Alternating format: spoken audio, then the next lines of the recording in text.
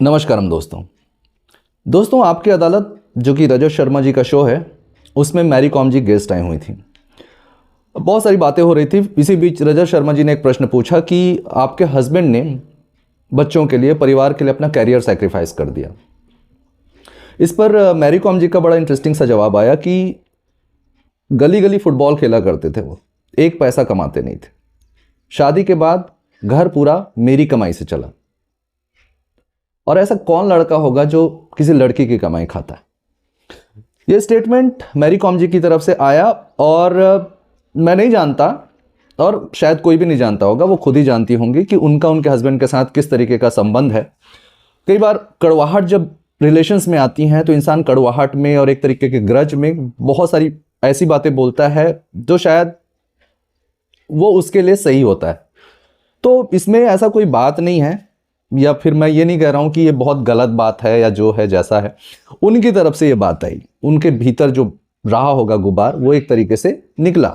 जीवन के अपने अपने अनुभव होते हैं और अपने अनुभव के हिसाब से आदमी जो है चीज़ों को उस तरीके से देखता है। पर जब ये बातें है ना आपस में हो या फिर पर्सनल लाइफ में हो तो उतना इम्पैक्ट नहीं डालती हैं। पर अगर ये ऐसे किसी बड़े प्लेटफॉर्म में रखी जाएं जिससे बहुत सारे लोग इन्फ्लुएंस होते हैं, सुनते हैं, खासकर तब जब आप एक इन्फ्लुएंशियल पर्सनालिटी हो, तो फिर इन बातों पर चर्चा करना तो बनता है और चर्चा करना लाजमी हो जाता है और हो भी रहा है। बहुत तरीके की जो विचार हैं लोगों के अभी सोशल मीडिया प्लेटफॉर्म्स पर आ रहे हैं। बहुत सारे लोग हेट कर रहे हैं, बहुत सारे लोग अप्रिशिएट कर रहे हैं, व्हाटएवर जो भी है जैसा भी है, तो ये सारी चीज़ें चल रही हैं और इसमें मेरा भी एक व्यू है। अब ये व्यू बात करनी जरूरी है क्योंकि जब बात उठी है तो बात तो होनी चाहिए।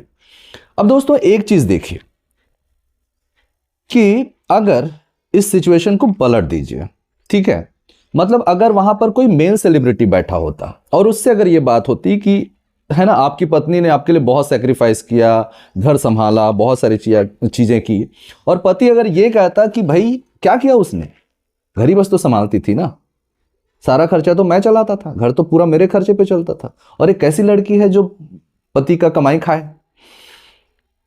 अब इमेजिन करिए अगर कहीं कोई सेलिब्रिटी, मेल सेलिब्रिटी अगर ये बोल देता तो क्या होता।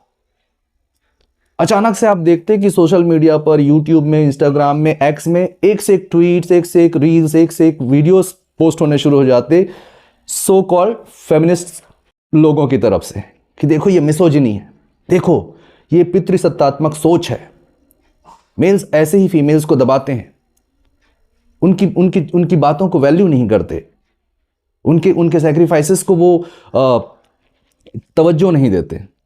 किस तरीके की बातें होती मैं आपको बता नहीं सकता, है ना। ऐसी बातें होती रहती हैं। आपने बहुत सारी चीजें देखी होंगी ना, वो ऑटो वाले को जो थप्पड़ मारने वाला, जो लड़की घूम घूम के थप्पड़ मार रही थी, आपने देखा उसके बाद लोग उसकी तारीफ कर रहे थे, देखो लड़की कैसे कैसे लड़कों से लड़ रही है, लड़के से लड़ रही है, देखो एम्पावर हो रही है, लड़कियां एम्पावर हो रही हैं, इस तरीके की बातें। दोस्तों ये मिसोजिनी कहलाता है ना। पर अभी जो मैरी कॉम जी ने कहा वो मिसैंड्री नहीं कहलाएगा, है ना, पुरुषों के प्रति हेट नहीं कहलाएगा ये, ठीक है। आपने किसी भी फेमिनिस्ट का किसी भी तरीके का व्यू देखा इस पे? नहीं, किसी ने कोई व्यू नहीं किया। और अगर आप काउंटर भी करने जाओ तो ये बोला जाएगा कि भाई उसका हक। यहां तो लोग जो है ना, कोई अगर व्यक्ति रिलेशन में है, शादी में है, उसके बाद अगर लड़का चीटिंग कर दे, मतलब अगर अफेयर चला ले या कहीं चीट करे अपनी वाइफ को, तो बहुत बड़ी बात हो जाती है ना।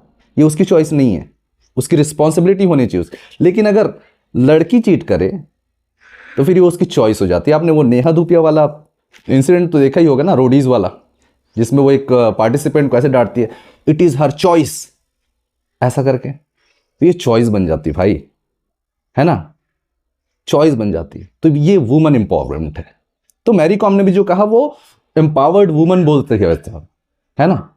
मेल कभी एम्पावर्ड नहीं होते। अगर मेल कभी एम्पावर्ड हो जाए ना तो फिर वो गड़बड़ हो जाता है समाज के लिए, वो पितृसत्तात्मक समाज बन जाता है। बहुत दिक्कतें क्रिएट हो जाती हैं भाई, बहुत दिक्कतें क्रिएट हो जाती हैं, आप समझिए। मैरी कॉम जी की बात पे एक और पॉइंट मैं ऐड करना चाहता हूं।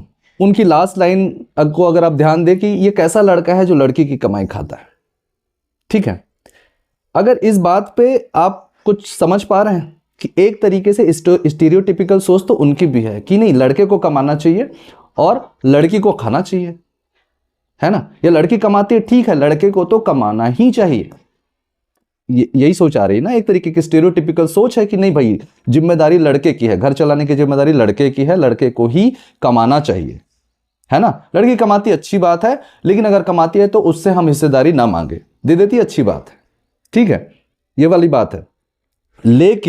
लेकिन अगर यहीं पर फिर से अगर कोई लड़का किसी लड़की को शादी के बाद ये बोले कि अरे भाई मैं तो कमा रहा हूं, तुम्हें कमाने की क्या जरूरत है, तो यहां पर भी ना भाई क्या बवाल मचेगा। अब हिसाब लगाओ, क्या मेरी चॉइस नहीं है मुझे नौकरी करने की, मुझे फ्रीडम से रहने की, अपने आप को फाइनेंशियली फ्री करने की का हक नहीं है? इस तरीके की बातें आएंगी, वहां पर वो जो इंसान है वो स्टेरियोटिपिकल कहलाएगा। बट यहां पर ये जो मैरी कॉम जी ने कहा वो स्टेरियोटिपिकल बात नहीं है, दकियानूसी रूढ़िवादी बात नहीं है। पर अगर यही इसका उल्टा अगर कोई मेल कह दे कि भाई लड़की को काम करने की जरूरत नहीं है, तो फिर वो रूढ़िवादी हो जाएगा।